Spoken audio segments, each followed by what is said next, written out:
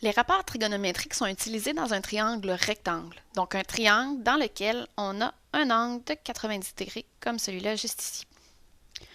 Il existe trois rapports trigonométriques qu'on peut utiliser, le sinus, le cosinus et la tangente. Pour les démêler, il y a un truc qui existe, ça s'appelle SOHCAHTOA.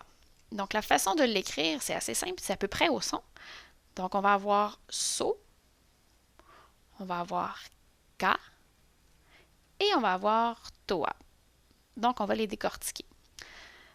Donc, si je prends celui-là ici, qui correspond en fait au sinus, ça veut dire que le sinus d'un angle, donc ça ici, ça va être l'angle qu'on va utiliser. Okay? Donc, je vais avoir, je vais les écrire en dessous ici, tiens. Le sinus de l'angle, souvent l'angle, on va parler de θ, qui est une lettre grecque. Donc, sinus de l'angle θ, OH, ça correspond au côté opposé sur l'hypoténuse. Donc, on va aller les placer comme il faut sur le triangle. Le côté opposé, c'est le côté qui est en face de mon angle. Donc, ce serait celui-là ici. Et l'hypoténuse, c'est le côté qui est face à l'angle droit finalement. Donc, on a notre hypoténuse ici. Donc, ça, c'est pour le sinus. Si on regarde maintenant celui-là ici, en fait, c'est le cosinus. Donc, on le représente cos, comme ça, de l'angle θ. Donc, AH, tout simplement pour adjacent et hypoténuse.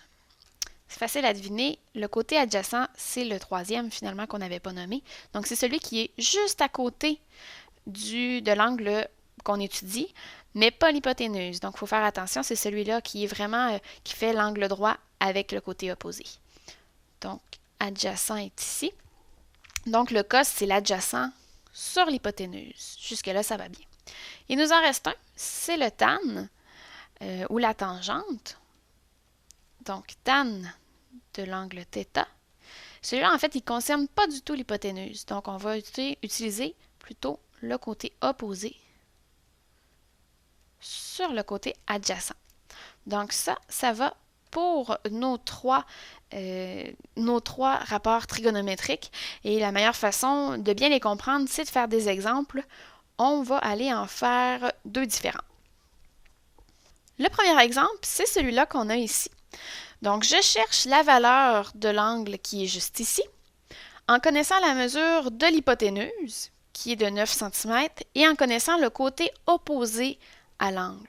Donc, si je regarde encore mon petit truc ici, bon, là, je connais hypoténuse, donc je connais le H et je connais le opposé. Donc, ça me prend le rapport qui utilise ces deux côtés-là et c'est le sinus qu'on va avoir à utiliser.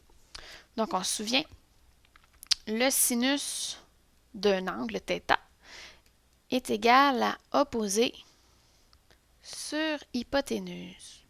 Donc, c'est relativement simple. J'ai juste à mettre mes valeurs qui correspondent. Donc, je vais mettre 7 cm est égal à 9 cm, ce qui me donne 0, bon, c'est 7 périodiques sur la calculatrice.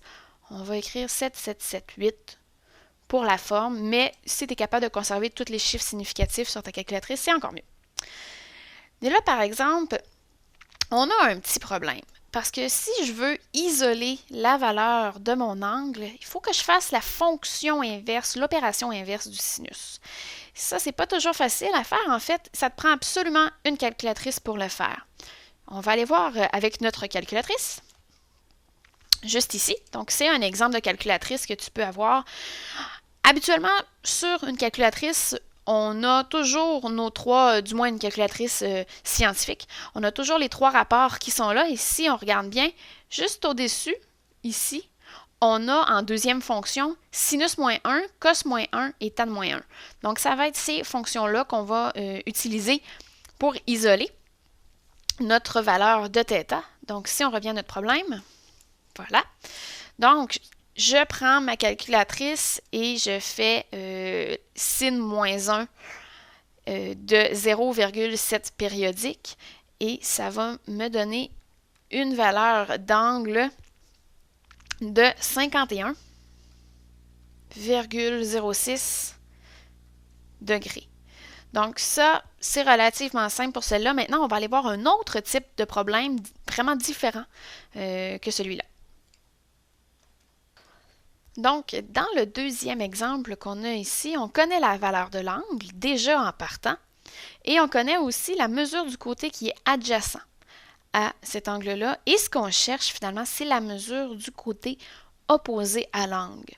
Donc, ce qu'on a, on connaît l'angle, on connaît le adjacent et on cherche l'opposé. Donc, encore une fois, je cherche le rapport trigonométrique qui concerne ces deux côtés-là. Et évidemment, ça va être la tangente qu'on va utiliser. Donc, on se souvient que la tangente est égale à la tangente d'un angle, pardon, est égale au côté opposé sur adjacent, comme ça. Et là, je connais ma valeur de l'angle, donc je vais pouvoir aller l'inscrire et la calculer avec la calculatrice. Donc, tan de 35 degrés est égal au côté opposé que je cherche sur le côté adjacent, donc que je connais qui est de 10 cm. Donc, avec la calculatrice, si on fait tan de 35 degrés, on trouve une valeur de 0,7, voilà, qui est égale au côté opposé sur 10 cm. Pour être capable d'isoler mon côté opposé, il faut tout simplement que je fasse l'opération inverse ici du divisé par 10 cm, qui se trouve à être fois 10 cm des deux côtés, bien évidemment. Ce qui va me donner 7 cm, qui va être la valeur du côté opposé que je cherchais.